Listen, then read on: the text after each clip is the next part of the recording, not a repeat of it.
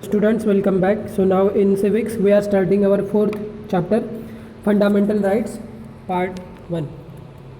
So now here you can see a picture that students are saying education is our right, workers are saying we must get the assurance of minimum wage, it is our right, and then these a kind of Adivasis, yes, tribal people, they are saying that we have a right over our forest and its resources. तर याचा अर्थ काय झाला, तर fundamental rights म्हणजे काय, तर मूलभूत हक्क. ठीक आहे, पार्ट 1 भाग 1, शिक्षण हा आमचा हक्क आहे. त्याचबरोबर त्यांना कमीत कमी काही वेतन मिळालं पाहिजे, हो हा त्यांचा हक्क आहे. आणि जंगले व वनसंपत्तीवर यांचा हक्क आहे. ठीक आहे, तर हे हक्क का मागतायत?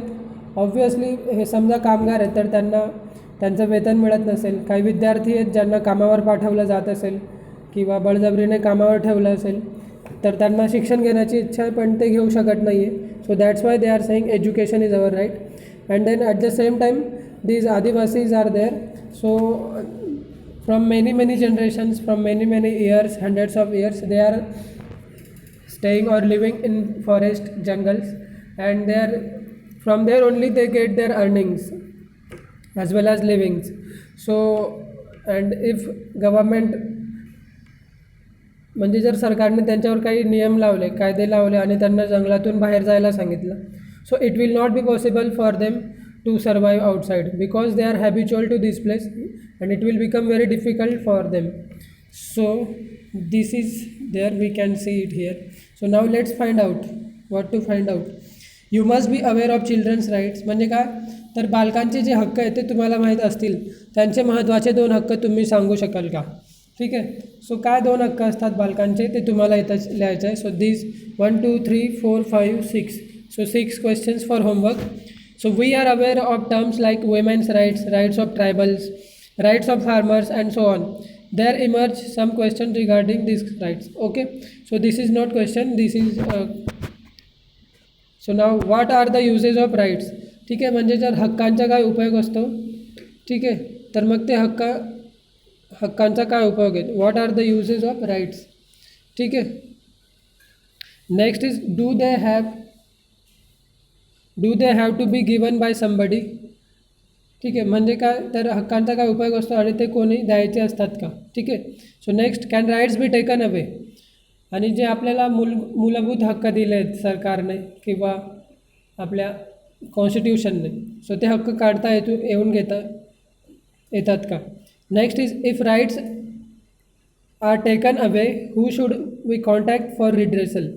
ठीक आहे, म्हणजे जर आपले हक्क कोणी काढून घेतले तर मग आपण कुठे जाऊन दाद मागायची, न्यायालयात जायचं की police station. So all this 1 2 3 4 questions for homework. Okay, next, you must have seen such placards in newspapers. म्हणजे काय, वर्तमानपत्रात किंवा अन्य इतर काही ठिकाणी तुम्ही अशा स्वरूपाचे फलक बघितले असतील. ठीक आहे ना, की एखाद्या मोर्चात कशाची तरी मागणी केलेली असते व त्यांचा हक्क असल्याचे सांगितले जाते. ठीक आहे, समजा काही आदिवासी आहेत तर त्यांच्या जंगलाबाबत, काही कामगार आहेत तर त्यांच्या वेतनाबाबत. सो आपल्याला जन्मतःच अनेक हक्क प्राप्त होतात, बरोबर. तर जन्मलेल्या बालकाला जगण्याचा हक्क असतो, त्याला उत्तम आरोग्य मिळावे म्हणून संपूर्ण समाज आणि शासन प्रयत्न करते. ठीक आहे, त्याचबरोबर अन्याय, शोषण, भेदभाव, वंचितता यापासून सर्व व्यक्तींना संरक्षण मिळाले तरच व्यक्ती आपल्यातील गुणांचा आणि कौशल्यांचा विकास करू शकतील. स्वतःच्या आणि संपूर्ण लोकसमूहाच्या विकासासाठी पोषक परिस्थितीची मागणी करणे, त्यासाठी आग्रह धरणे म्हणजे हक्क मागणे होय. ठीक आहे, तर हक्क मागणे म्हणजे काय, तर आपला स्वतःचा आणि संपूर्ण जो लोक आहे, आपला जो समाज आहे, लोकसमूह, त्याचा विकास होईल. ठीक आहे, तर मग त्या विकासासाठी काहीतरी पोषक वातावरण पाहिजे. ठीक आहे ना, किंवा पोषक परिस्थिती पाहिजे. मग त्या पोषक परिस्थितीची मागणी करणे किंवा त्यासाठी आग्रह धरणे, इट इज कॉल्ड ॲज हक्कांची मागणी करणे. ठीक आहे, सो नाव संविधानाने अशी पोषक परिस्थिती निर्माण करण्यासाठी मग so these fundamental rights as they are included in the constitution. तर मग संविधानाने अशी पोषक परिस्थिती निर्माण करण्यासाठी भारतातील सर्व नागरिकांना समान हक्क दिलेले आहेत. हे हक्क मूलभूत आहेत. हे ते संविधानात नमूद केलेले असल्याने त्यांना कायद्याचा दर्जा आहे.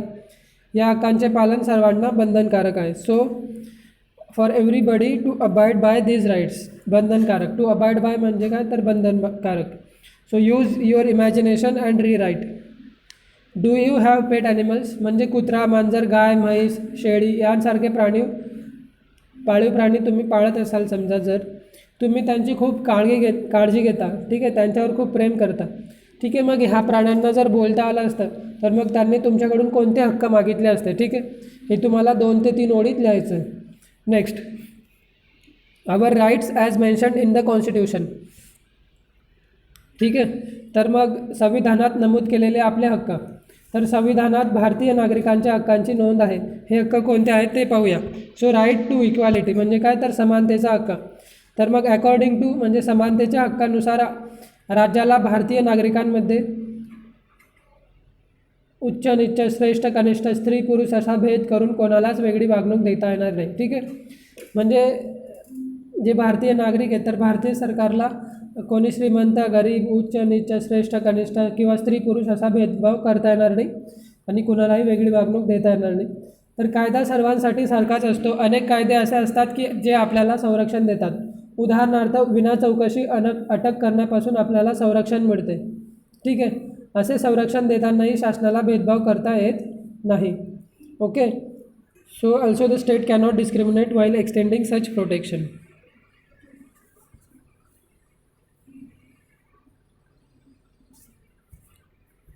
So now let's discuss what are the advantages of equality before law and equal protection of the laws. म्हणजे काय तर सर्वांना कायद्यापुढे सारखेच मानणे व सर्वांना कायद्याचे सारखेच संरक्षण देणे याचे फायदे कोणते आहेत. ठीक आहे. तर you have to write this two advantages only. So next, what other things are included in the right to equality म्हणजे समानतेच्या हक्कात आणखी कोणत्या बाबी येऊ शकतात. ठीक आहे. मग बघा, तर द स्टेट कॅनॉट डिस्क्रिमिनेट म्हणजे काय सरकारी नोकऱ्या देताना शासनाला जात, धर्म, लिंग, जन्मस्थान यावर आधारित भेदभाव करता येत नाही. ठीक आहे.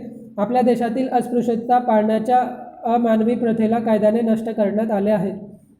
अस्पृश्यतेचे पालन हा दखलपात्र गुन्हा मानला जातो.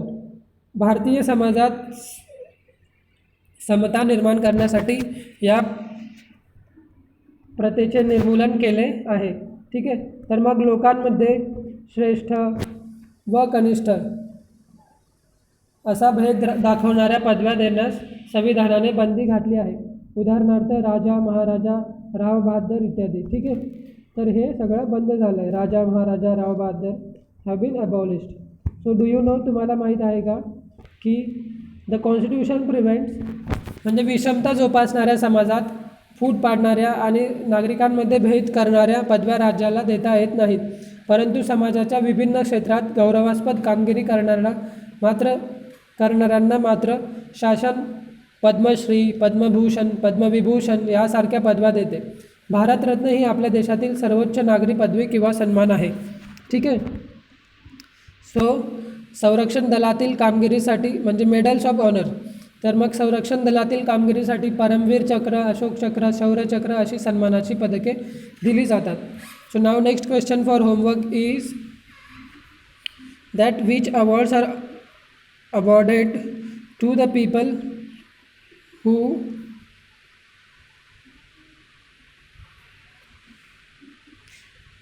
which civilian honor are awarded to the people doing significant or giving significant performance in any part of the society or any aspect of the society.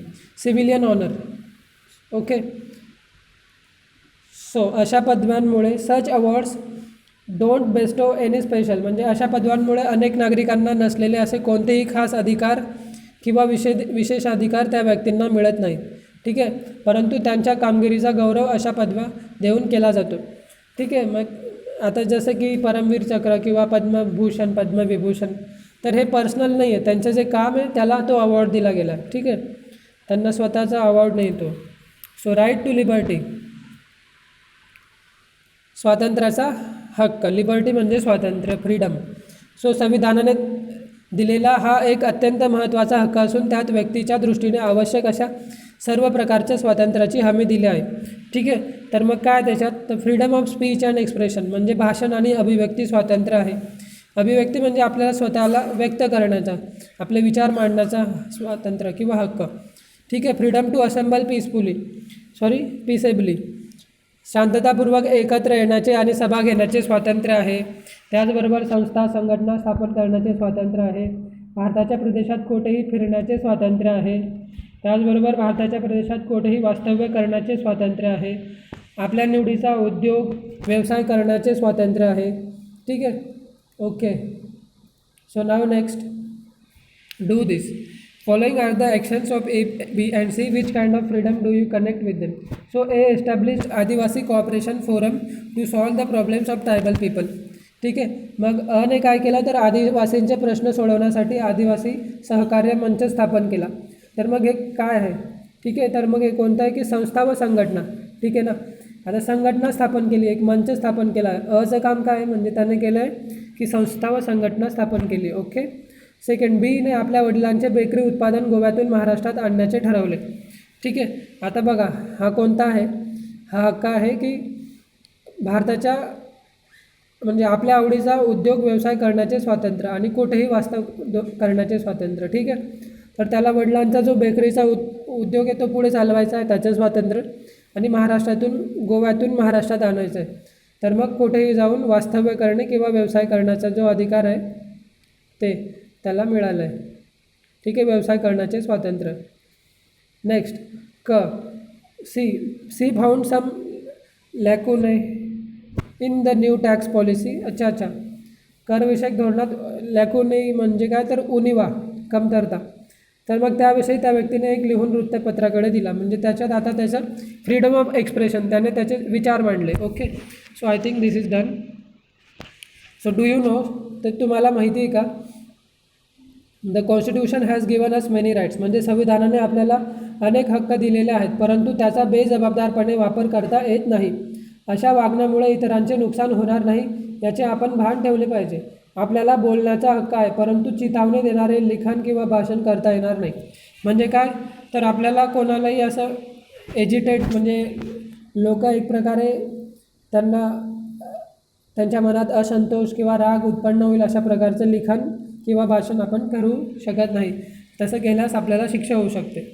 So next, the right to liberty in the constitution म्हणजे काय तर संविधानातील स्वातंत्र्याच्या हक्काने केवळ हिंडण्या फिरण्याचेच नाही तर किंवा बोलण्याचेच नाही तर आपण सुरक्षित राहावे यासाठी आपल्याला संरक्षण उपलब्ध करून दिले आहे.